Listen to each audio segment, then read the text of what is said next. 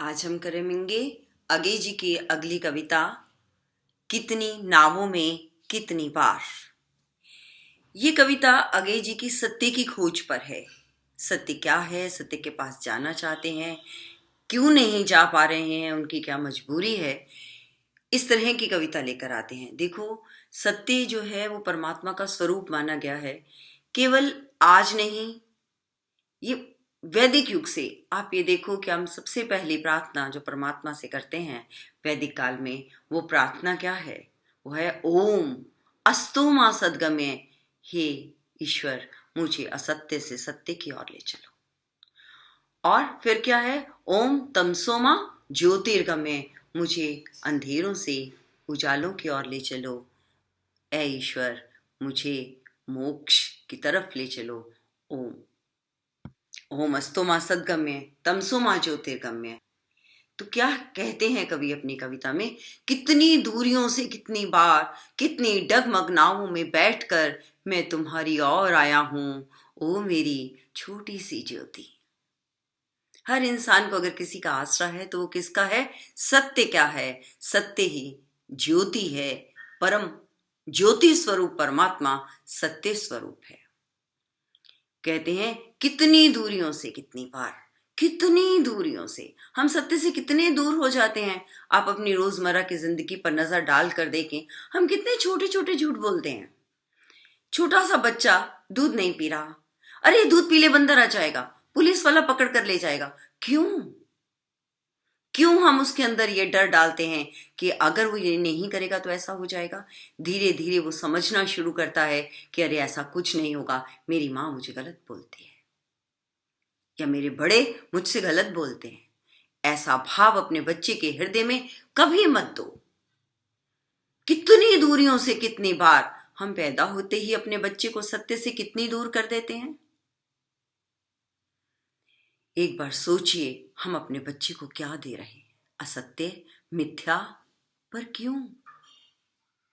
कितनी दूरियों से कितनी बार, कितनी डगमग नावों में बैठकर मैं तुम्हारी ओर आया हूं। ये नावें डगमग क्यों हैं? देखो, अगर आप अपने गिरेबान में झांक कर देखें तो आप समझ पाएंगे कि हम झूठ क्यों बोलते हैं। सोच कर देखो, एक बार पूछो अपने आप से कि हम झूठ क्यों बोलते हैं। झूठ का सबसे पहला आधार है डर, भय। जब हम डरते हैं सामने वाले से, हम उसके आगे झूठ बोल जाते हैं। जब भी तुम्हारा दिल चाहे सामने वाले के आगे झूठ बोलने का, तो पूछो अपने आप से, मैं इससे डरता हूं? हमेशा आपका ज़मीर आपको जवाब देगा, बिल्कुल नहीं। तो फिर बस ये जवाब सुनिए और सच बोल दीजिए। आपका ज़मीर आपके साथ रहेगा। कहता है डगमग नावों में बैठकर, डगमगाता सा, मैं कहूं ना कहूं, मैं बताऊं या ना बताऊं, अगर बता दूंगा तो क्या होगा, हाय ऐसा तो नहीं हो जाएगा। डगमगाता सा हमारा व्यक्तित्व रहता है। मैं तुम्हारी ओर आया हूं, मैं तुम्हें अपनाना चाहता रहा, ओह मेरी छोटी सी ज्योति। शायद एक छोटी सी उम्मीद पर कि इस बार मैं झूठ नहीं बोलूंगा, लेकिन फिर भी ना जाने कभी बोल पाया और कभी नहीं बोल पाया।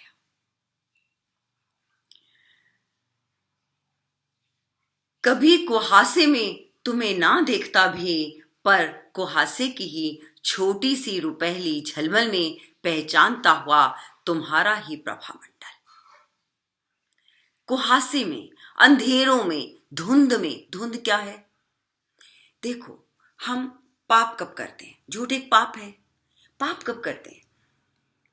गीता में अर्जुन एक सवाल पूछता है श्री कृष्ण से कि कृष्ण, मुझे ये बताओ कि मनुष्य ना चाहते हुए भी किससे प्रेरित होकर पाप करता है? कृष्ण एक छोटा सा जवाब देते हैं उसे। कभी आप भी पूछो अपने आप से कि हम पाप क्यों करते हैं? तुम में से कोई भी, अगर मैं किसी से पूछूं कि तुम पाप करना चाहते हो, तो तुम सब कहोगे नहीं, हम तो पाप करना नहीं चाहते। तो फिर भी हम सब ये तो नहीं कह सकते कि हम निष्पाप हैं।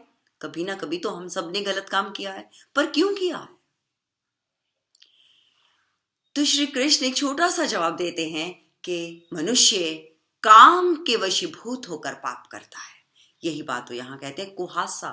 किसका कुहासा है? हमारी कामनाओं का धुआं है ये, उसकी धुंध है ये, उसका अंधेरा है ये। हम अपने काम मोह से ऊपर ही नहीं उठ पाते।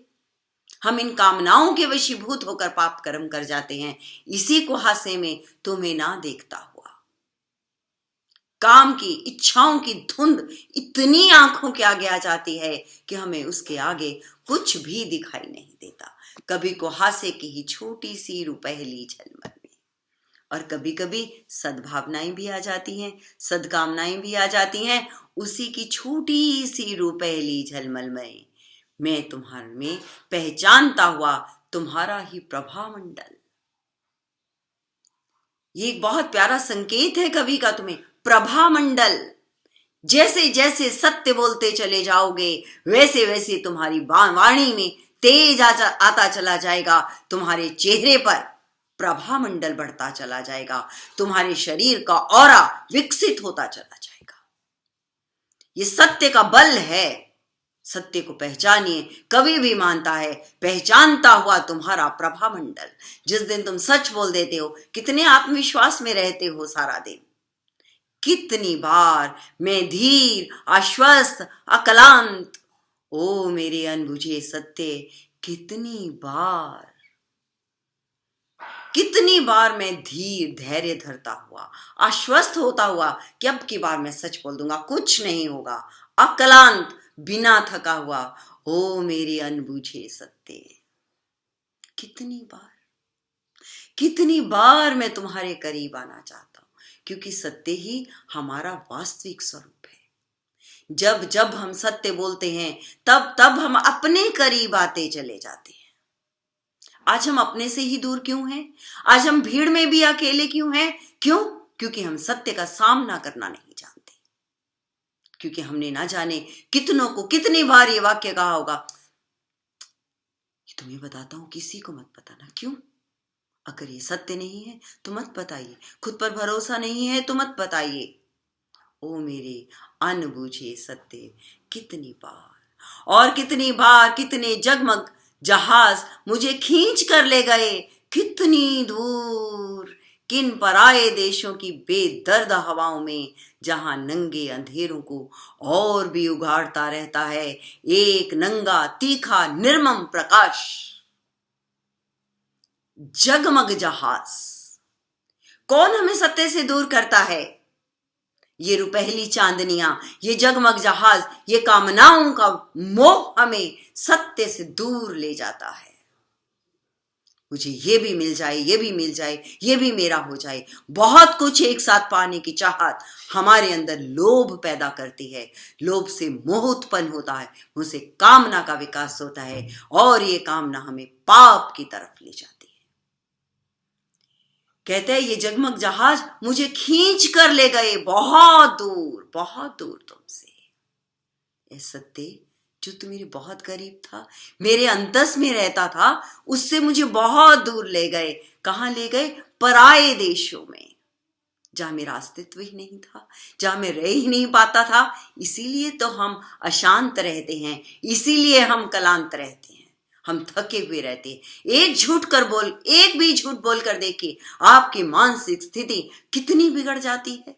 और एक छोटा सा सच बोलकर चले जाइए, सारी उम्र शांत रहते हो। वहां क्या होता है? जहां असत्य है वहां नंगे अंधेरों को और भी उघाड़ता है एक नंगा तीखा निर्मम प्रकाश। तीखा निर्मम प्रकाश, तीखा शब्द अगे जी बड़ा प्रयोग करते हैं। तीखी रोशनी पड़ती है जब वो नाच कविता में अपनी बात कहते हैं। तीखा निर्मम प्रकाश। लोग सच जानना चाहते हैं, तेरे से, मेरे से, उससे, 1000 बार हमसे पूछते हैं, ऐसा ही था, ऐसा ही था, ऐसा ही था। उघाड़ता है एक निर्मम प्रकाश जिसमें कोई प्रभामंडल नहीं बनते, केवल चौंधियाते हैं तथ्य तथ्य तथ्य। कोई प्रभामंडल नहीं बनता, कोई तेज नहीं आता, कोई ओज नहीं आता, कोई यश प्राप्त नहीं होता सत्य बोलकर। फिर हम परमात्मा से कैसे मांग सकते हैं, हे ईश्वर मुझे ओजस्वी, तेजस्वी, यशस्वी बनाइए।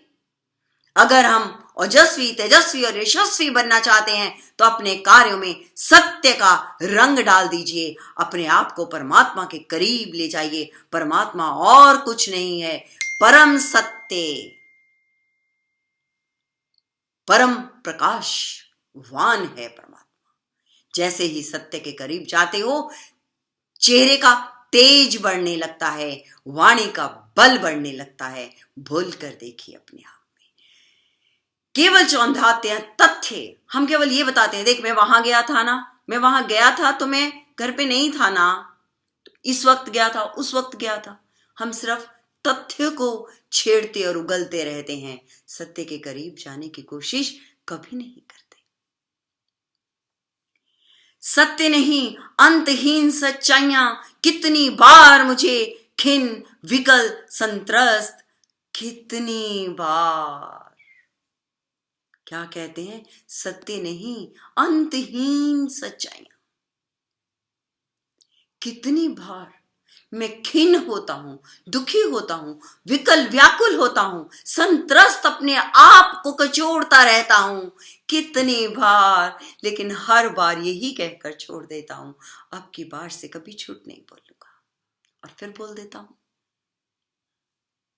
तो आज इस कविता को पढ़ने के बाद अपने आप से पूछिए कि मैं झूठ क्यों बोलता हूं, मैं क्यों नहीं सत्य के करीब जाता, मैं क्यों नहीं अपने आप को सात्विकता और तमस के अंधेरों से दूर ले जाता। हे ईश्वर, हमें सत्य दो, हमें